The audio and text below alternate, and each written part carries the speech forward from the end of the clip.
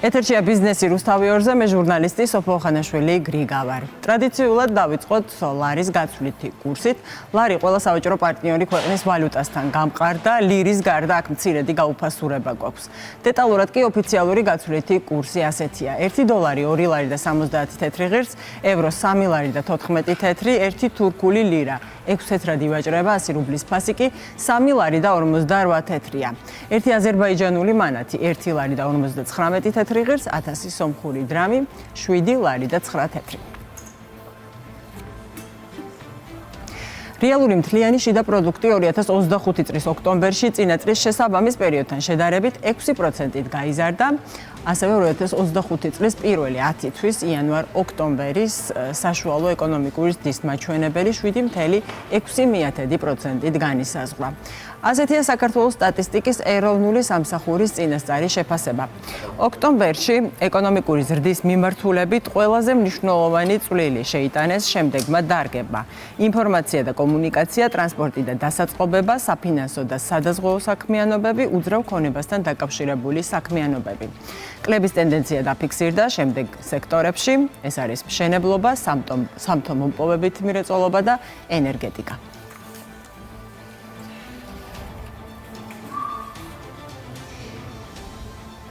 საბანკო სექტორში განთავსებული დეპოზიტების მოცულობა საქართველოს ეროვნული ბანკის მიერ გამოქვეყნებული სტატისტიკის მიხედვით 2025 წლის ოქტომბრის ბოლოსთვის 65.9 მილიარდ ლარს აღემატება, რაც 12.15 მილიონი ლარით, ანუ 0.2%-ით მეტია წინა თვის მაჩვენებელზე. ოქტომბერში წინა თვესთან შედარებით ვადიანი დეპოზიტები გაიზარდა დაახლოებით 556 მილიონი ლარით, ანუ აქ პროცენტებში რო შევხედოთ, ზრდა იყო 1.91%. ხოლო მოთხოვნამდე დეპოზიტები გაიზარდა 554 მილიონი ლარით თითქმის. ამ შემთხვევაში გვაქვს 1.56%-იანი კლება. დეპოზიტების ლარიზაციის კოეფიციენტი 2025 წლის ოქტომბრის ბოლოსთვის 51.22% იყო. წინა თვის ბოლო მდგომარეობასთან შედარებით დეპოზიტების ლარიზაცია გაიზარდა 0.46% პუნქტით. რაც შეეხება საპროცენტო განაკვეთებს, ოქტომბერში ვადიან დეპოზიტებზე საშუალო წლიური შეწონილი საბაზრო საპროცენტო განაკვეთი 6.92% იყო, მათ შორის ეროვნული ვალუტით განთავსებულ დეპოზიტებზე 9.1%, ხოლო უცხოური ვალუტით განთავსებულ დეპოზიტებზე 2.42%. უცხოური ვალუტით განთავსებულ დეპოზიტებში ამერიკის შეერთებული შტატების ვალუტა, დოლარის წილი არის დაახლოებით 79%, ხოლო ევროს წილი დაახლოებით 20%. შავი პარასკევის ონლაინ გაყიდვები ამერიკის შეერთებულ შტატებში რეკორდულ მაჩვენებელზე დაახლოებით 12 მილიარდ დოლარამდე გაზარდა ხელოვნურ ინტელექტზე დაფუძნებულმა შოპინგ ინსტრუმენტებმა. ეს მაჩვენებელი გასულ წელთან შედარებით 9.1%-ით მეტია. ინფორმაციის წყარო საინფორმაციო სააგენტო როიტერსია. შავი პარასკევის ფარგლებში ელექტრონული კომერცია 10.4%-ით გაიზარდა, ფიზიკური მაღაზიების გაყიდვები კი მხოლოდ 1.7%-ით.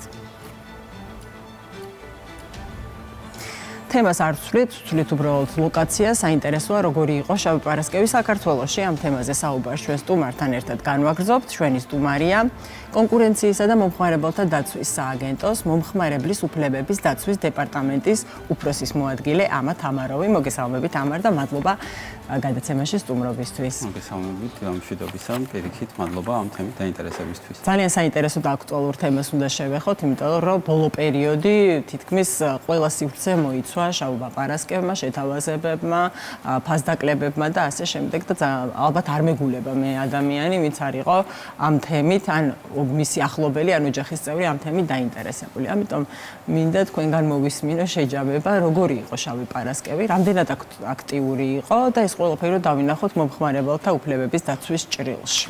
ნამდვილად, ყველანი ველოდებოდით შავ პარასკევს, იქნებოდა ეს გამყიდველი თუ მომხმარებელი, რიგითი მომხმარებელი, ველოდებოდით შავ პარასკევს, კარგ ფასდაკლებებს და მომგებიან, ასე ვთქვათ, შესყიდვას. რაც შეეხება აქტიურობას, ჩვენ დავინახეთ, რომ წელს უფრო ინფორმირებული იყო მომხმარებელი, უფრო კარგად იაზრებდა თუ რა სჭირდებოდა, უფრო კრიტერიუმები ჰქონდა განსაზღვრული. წინა წელთან შედარებით, არაერთი ზარი იყო შემოსული სააგენტოს თხელხაზე, მაინტერესებდათ რიგი რეგულაციები, კანონის ჩარჩოები, ფარგლებში, რომ სწორად მიეღოთ გადაწყვეტილება.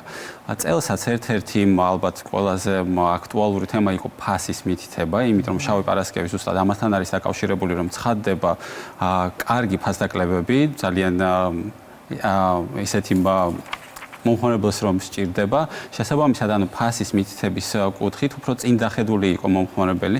წინასწარ იცოდა თუ რა ფასად იყიდებოდა ნივთი, წინასწარ შეეძლო განესაზღვრა, თუ რა ფასდაკლება სურს ან რა ფასდაკლებას უნდა ელოდებოდა, შესაბამისად წელს შეიძლება ვთქვათ, რომ უფრო ინფორმირებული გადაწყვეტილების მიმღები აღმოჩნდა მომხმარებელი შარშანდელ წლებთან შედარებით. ანუ წინასწარ შეისწავლა ფასები, რაც აინტერესებდა და შემდეგ უკვე მომზადებული მივიდა, რომ არ დარჩენილიყო მოტყუებული. იყო თუ არა ეგეთი შემთხვევები მაინც? შავი პარასკევი ზოგადად განუყოფელი ნაწილია, ანუ განცხადებების რაოდენობა მზარდია ამ პერიოდში. მართალია პარასკევს და უქმეებზე დასრულდა შავი პარასკევით, მაგრამ ჩვენ უკვე მივიღეთ რამოდენიმე განცხადება და მომავალში დაახლოებით 1-2 კვირაში ველოდებით მაქსიმუმს ამ განცხადებების, იმიტომ რომ ზუსტად 1 და 2 კვირა სჭირდება გამყიდველებს და მოვაჭრეებს ნივთების მისატანად, მისაწოდებლად და ზუსტად ამ პერიოდში ვლინდება ესა თუ ის დარღვევები. იმ განცხადებების ფარგლებში, რომლებიც შემოვიდა სააგენტოში, ჩვენ დავინახეთ, რომ ისევ და ისევ აქტუალური პრობლემად და გამოწვევად რჩება ფასის მითითება. ხშირ შემთხვევაში ფასის ხელოვნური ზრდა ხდება და შემდგომ უკვე გამყიდველები აცხადებენ ფასდაკლებას, რაც მომხმარებლების შეცდომაში შემყვანი შეიძლება აღმოჩნდეს. ხშირია ესეთი შემთხვევები? ხშირი არ არის, თუმცა მაინც ნომერ პირველ გამოწვევად ეს რჩება შავ პარასკევს, კი ბატონო, ნომერ პირველი არის ფასის მითითების თემა და ზუსტად ამიტომ შარშან დავინახეთ ეს ტენდენცია და შარშანვე შევიმუშავეთ ფასის მითითების სახელმძღვანელო და მოვაჭრეებისთვის ძალიან მარტივად და გასაგებია ენაზე ახსენით თუ როგორ უნდა იქნეს მითითებული ფასები, რა უნდა გაითვალისწინონ და როგორ უნდა მიაწოდონ მომხმარებლებს ესა თუ ის ინფორმაცია. კიდევ ერთხელ ძალიან მოკლედ რო ვუთხრათ მაყურებელს, შემდეგი შავი პარასკევისთვის კიდევ უფრო მეტად ინფორმირებული რომ იყოს, უნდა ეთყობოდეს, უნდა იყოს ძალიან ხილვადი ორივე ფასი, ხო, რასაც აკლებენ და რაც არის დაკლებული. აუცილებლად, როდესაც ცხადდება ფასდაკლება, აუცილებლად უნდა ვიცოდეთ საწყისი ღირებულება, როგორც წესი ეს ღირებულება არის გადახაზული და მითითებულია ახლანდელი ან ფასდაკლებული ფასი. რაც შეეხება სხვა კომპონენტებს, აუცილებლად უნდა ვიცოდეთ, როდესაც მოვაჭრე გვთავაზობს ფასდაკლება სრულ ასორტიმენტზე და ჩვენ მივდივართ მაღაზიაში, აუცილებლად უნდა დაგვხვდეს ფასდაკლება სრულ ასორტიმენტზე. თუ გვეუბნება, რომ პირობითად 70%-მდე იქნება ფასდაკლება, ჩვენ როდესაც შევდივართ მაღაზიაში, არ უნდა დავდგეთ იმ რეალობის წინაშე, რომ 70% ვრცელდება მხოლოდ ერთეულ ნივთზე, ან საერთოდ შეიძლება არ იყოს, ხო? არის ასეთი პრობლემები? იმიტომ რომ ეხლა ხშირად არის ესეთი რანგირება, ასე რომ ვთქვათ, არ არის ესე კონკრეტულად ფიქსირებული ფასდაკლება მითითებული, ძალიან იშვიათად. უფრო არის ხოლმე აქედან აქამდე. კი ბატონო. ორ პრობლემას და ორ გამოწვევას გამოვყოფთი. პირველი ეს არის ზუსტად თქვენ რაც ახსენეთ, მდეს მითითება, პირობითად 50%-მდე. ხშირ შემთხვევაში ეს მდე ან არ ჩანს, ან ძალიან წვრილად წერია და მომხმარებელს აღქმა აქვს, რომ სრულ კოლექციაზე ან სრულ ასორტიმენტზე ვრცელდება 50% და ამისთვის მიდის და მეორე მხრივ შეიძლება მართლა 50%-მდე კარგად იკითხებოდეს, ჩვენ ვიაზრებდეთ, რომ მართლა 50%-მდე იქნება ფასდაკლება, მაგრამ მივდივართ მაღაზიაში და რაც ვხედავთ, ან ამოყიდულია ის ერთი ნივთი კონკრეტული, რომელიც იყო 50%-ში, ან შეიძლება 100 ნივთიდან 5 ნივთზე იყოს 50% და დანარჩენზე იყოს 10% ან 5%, რაც რა თქმა უნდა თავისუფლად ეს არის შეცდომაში შემყვანი და მომხმარებელს აბნევს რეალურად აკარგვინებს დროს, რესურსს იმისთვის, რომ უბრალოდ მივიდეს მაღაზიაში და შეიძინოს ესა თუ ის პროდუქტი. ამათ თქვენ თქვით, რომ შავი პარასკევის დროს როგორც წესი მომართვიანობა მომხმარებლების იზრდება. ით ახლობით რა წილი მოდის მომხმარებლების განაცხადებებზე ამ დროს? წლევანდელი სტატისტიკა ჯერჯერობით არ გვაქვს, იმიტომ რომ ველოდებით განცხადებებს, მაგრამ თუ გადავხედოთ შარშანდელ სტატისტიკებს, დაახლოებით 10-20%-ით მაინც იზრდება განცხადებების რაოდენობა და ძირითადად მაინც ეხება ნივთების დროულ მიწოდებას საკითხები, განცხადებები, მაგალითად დროულად არ მომიტანეს, ან მომიტანეს დაზიანებული და როგორც წესი ითხოვენ, დაზიანებული ნივთის შეცვლას ან შეკეთებას, ან თანხის უკან დაბრუნებას. ძალიან საინტერესო თემას შეეხეთ, მინდა რომ ერთმანეთისგან გავმიჯნოთ მაყურებელმაც რომ მოისმინოს, ძირითადი დარღვევები, რაზეც ჩვენ ახლა ვისაუბრეთ და ტენდენციები, რაც ახასიათებს შავ პარასკევს მომხმარებელთა უფლებების დაცვის ჭრილში. ეს უფრო მეტად ორგანულია ფიზიკურ მაღაზიებში თუ ონლაინ მაღაზიებში, მით უმეტეს აი სანამ თქვენთან საუბარს დავიწყებდით, ხელოვნური ინტელექტის ინსტრუმენტებიც ვახსენეთ, ხო? ეს ტექნოლოგია შემოიჭრა უკვე ამ ურთიერთობაში კომპანიებისა და მომხმარებლების. ძალიან საინტერესო თემაა და ისევ და ისევ სტატისტიკურ მონაცემებს თუ დავუბრუნდებით, დავინახავთ, რომ განცხადებების 70% მოდის ონლაინ ვაჭრობაზე და მხოლოდ 30% არის ადგილზე შეძენის შემთხვევებს. შესაბამისად, ონლაინ ვაჭრობის დროს უფრო მარტივია მომხმარებელი შევიდეს შეცდომაში და რა თქმა უნდა, ეს პროპორციულ მაჩვენებელი უფრო ლოგიკურიც არის და რაც შეეხება ხელოვნურ ინტელექტს, სწორად აღნიშნეთ, ან 21 საუკუნის ერთ-ერთი გამოწვევა ხელოვნური ინტელექტი. მიუხედავად იმის, რომ ბევრი სიკეთე აქვს და წელსაც დავინახეთ, რომ როდესაც მომხმარებლები ყიდულობენ ამა თუ იმ ტექნიკას ან ნებისმიერ ნივთს, აქტიურად გამოიყენებენ ხელოვნურ ინტელექტს იმისთვის, რომ შეადარონ ესა თუ ის ტექნიკა, გაიგონ მაჩვენებლები, ან ტექნიკური მახასიათებლები. ასევე ძალიან საინტერესოა გაიმიჯნოს პასუხისმგებლობა, როდესაც ძალიან საინტერესო თემაა, დიახ. აი როგორ ხდება აქ პასუხისმგებლობა, ვის ეკისრება და რანაირად ხშირად გვინახავს, რომ მოვაჭრის წესები და პირობები შეიძლება იყოს გაწერილი ხელოვნური ინტელექტის მიერ ან ფასმაჩვენებელი იყოს ხელოვნური ინტელექტის მიერ შექმნილი.